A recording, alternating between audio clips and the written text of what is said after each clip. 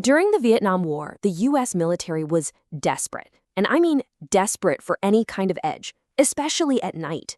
The night belonged to the enemy. And this desperation, well, it led to some pretty wild top-secret experiments. One of them spawned this absolutely terrifying story, a legend about a new kind of night vision that showed soldiers things, well, things they were never ever supposed to see. Okay, let's get into this bizarre piece of military folklore. Just try to imagine this for a second. You're a commanding officer on a helicopter. It's a test flight. Suddenly, one of your gunners just starts opening fire on absolutely nothing. You demand to know what's going on, and the answer you get back is that single, chilling word, demons. This is where the legend begins, a story that has been haunting military forums and internet rabbit holes for years. So where did this crazy story even come from? Well, it was really popularized by a guy named Cliff High. He was telling a story that he heard from his father, a field officer who served 3 tours in Vietnam. And according to his dad, his unit was handed a very strange piece of new gear to test out. Now, when you think of night vision, you probably picture that iconic green glow, right? But this prototype, it was totally different. It supposedly used a red color spectrum. The goal was pretty simple: let our pilots and gunners own the night. But the results, well, they were anything but simple. So on the very first test flight, everything just went completely haywire. They're flying over a supposedly safe area when one of the gunners just unleashes his 50 cal machine gun into the empty air right next to his chopper. The other helicopters have to peel away just to avoid getting hit. In all the chaos, the officer in charge is scrambling to find out what on earth is he shooting at.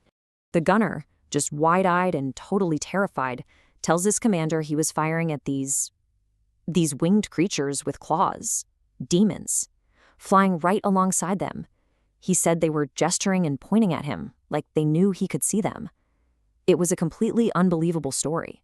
And you might think, okay, maybe that was just one guy. Nope, he wasn't the last. Report after report started coming in from other crew members, all describing similar, horrifying sights. Morale just tanked.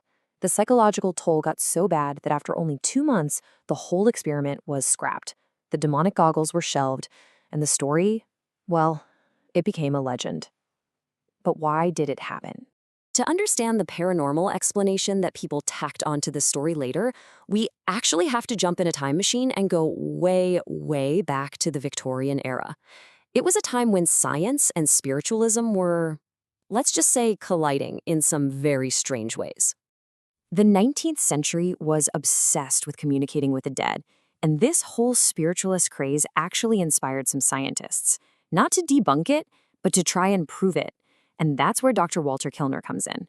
He was a respected medical electrician in London, and he became convinced that a human atmosphere, basically an aura, surrounded all living things, and he was determined to make it visible. Kilner's big aha moment came with this chemical called diacetyl. He discovered that by coating glass screens with this dark blue dye, he claimed he could actually see the human aura radiating from people. He thought he'd found a scientific way to see a spiritual phenomenon. And this is where the 2 stories finally crash into each other. As the Vietnam legend spread online, people started adding a new detail. Those red goggles, they must have been treated with dicyanin. I mean, if the chemical could reveal a human aura, why couldn't it reveal other invisible things, like demons? It was the perfect paranormal explanation. There's just one huge problem. It's not what really happened. So, if it wasn't dicyanin-laced red goggles, what were soldiers in Vietnam actually experiencing? Well, the answer lies with a real, documented piece of technology that turned out to be just as psychologically draining, if not more so. Okay, so this is where the legend hits reality. Hard. The legend talks about a red spectrum. The reality was a green spectrum. The legend talks about dicyanin. The reality was a device called the Starlight Scope. And here's the most important part. Soldiers weren't seeing literal demons. They were suffering from intense, vivid hallucinations. The AN/PVS-2, better known as the Starlight Scope, was a true game changer. It was the first passive night vision device. That means it could amplify the existing light from the moon and stars without shooting out a giant, "Hey, I'm over here," infrared beam. It was absolutely revolutionary, but it came at a serious, serious cost to the user's mind. You really have to try to put yourself in their shoes. These soldiers were already at their breaking point. They were sleep-deprived, under constant stress, and in some cases, they were even given amphetamines, stay-awake pills, just to keep them alert. Then you tell them to stare for hours into this grainy, depthless, ethereal green world where everything kind of shimmers and moves. It was the perfect recipe for hallucinations. And look, this isn't just speculation. A 2017 research paper from the U.S. Naval Academy actually dug into this. It detailed the profound psychological strain the Starlight Scope put on soldiers. It documented how the device created insane anxiety and how users saw everything from jungle animals morphing into monsters to phantom enemy soldiers that just weren't there. So, if the red goggles were a myth, but the green scope caused very real visions of monsters, what does that tell us? It reveals a much deeper truth about what these soldiers were going through. A truth where the line between what's real and what's imagined completely dissolved in the jungle darkness. You know, one U.S. Navy commander who used the device, he described it perfectly.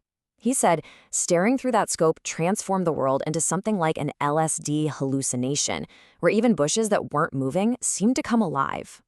So in the end, the whole demonic goggles legend really seems to be a mashup of three totally separate things. You've got the old pseudoscience from Dr. Kilner's Aura research, you have the dramatic secondhand war story from Cliff High's dad, and then you have the documented, terrifying psychological effects of the very real Starlight Scope.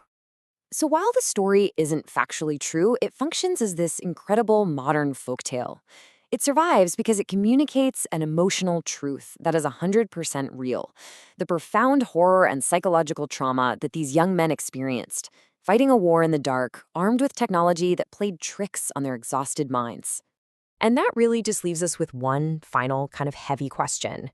When you're pushed past the absolute edge of exhaustion and fear, and you're staring into this glowing green nightmare, and you see something coming for you in the dark, what's the real difference if you call it a hallucination or you call it a demon? For the person who saw it, the terror was just as real.